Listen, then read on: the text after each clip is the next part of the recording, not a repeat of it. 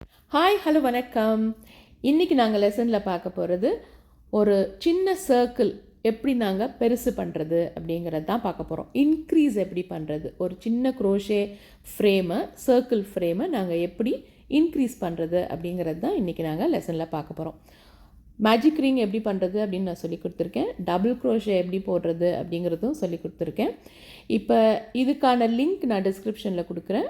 பார்க்காத பிகினர்ஸாக இருக்கீங்கன்னா அதை பார்த்துட்டு வந்து போட்டிங்கன்னா உங்களுக்கு ஈஸியாக இருக்கும்.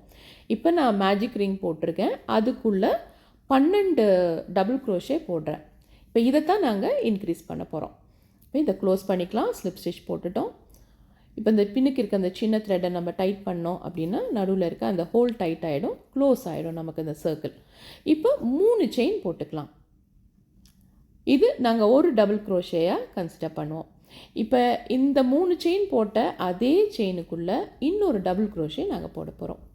அப்போ ஒரு செயினுக்குள்ளே 2 டபுள் குரோஷே போட போகிறோம்.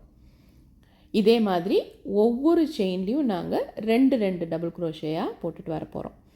இப்போ 12 டபுள் குரோஷே நாங்கள் சின்ன ஃப்ரேமில் போட்டிருக்கோம் இல்லையா. இப்போ நாங்கள் அடுத்த ரோவில் அது 24 டபுள் குரோஷேயாக இன்க்ரீஸ் ஆகும்.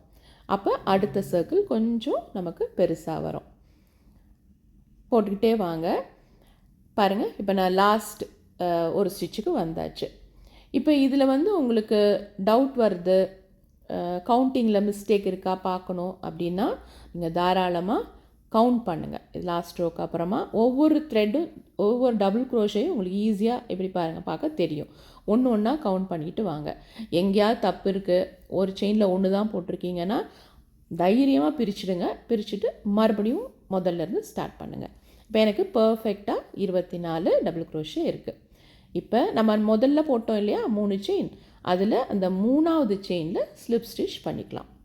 ஸ்லிப் ஸ்டிச் எப்படி பண்ணுறது அப்படிங்கிறதும் நான் உங்களுக்கு சொல்லி கொடுத்துருக்கேன். அதுக்கான லிங்க்கும் நான் டிஸ்கிரிப்ஷனில் கொடுக்குறேன்.